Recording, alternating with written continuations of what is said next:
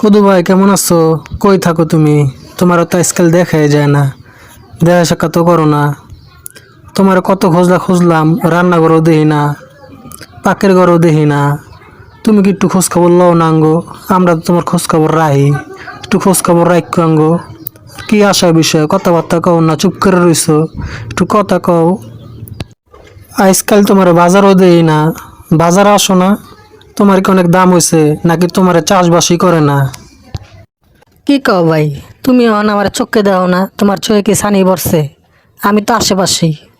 আমার যে দাম দেখো না, আমার 100 টাকা পিস করে কিনে নেয়, মাঝে মধ্যে 200 টাকা হয়ে যায় গা। তোমার দামও তো বাড়ছে। তুমি বলে বর্ষাকালে 200 টাকা করে বিক্রি হও। কি যে করো না করো।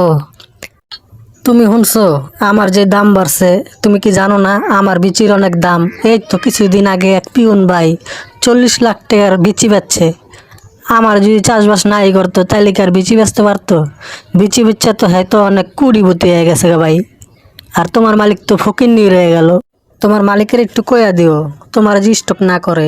স্টক করলে দেখবা তুমি পয়সা পয়সা শেষ হয়ে যাবে গা। আর যদি তোমার বাজারে বিক্রি করে ভালো দামে বেচতে পারবো দেখবা। স্টক করতে মানা করবা। আর জনগণ তোমার কিনে একটু স্বস্তি পাইব।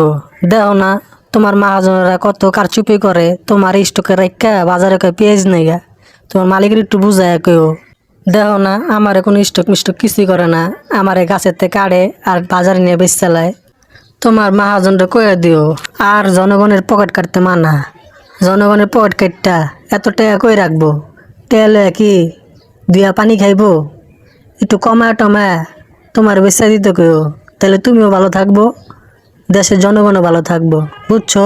একটু বুঝে কেউ। হ ভাই, তুমি ঠিকই কইছো। আমি আমার মহাজনরে বুঝাই কমু আমার যার স্টক রাখা জনগণের কাছে বেশি দামে না বেচে। আর তুমি একটু কইয়া দিও জনগণ রে, যে আমার দাম যদি বাইরে যায় তাহলে যে আমার একটু কমায় কমায় কিনে, তাহলে দেখবা জনগণ যখন কমায় দিব তখন আমার মালিক আমার বেচার লিগে অস্থির হয়ে যাব। যখন আমি পচে যাবো গা, মালিক আমার বেচার লিগা দ্রুততা কাজ করব।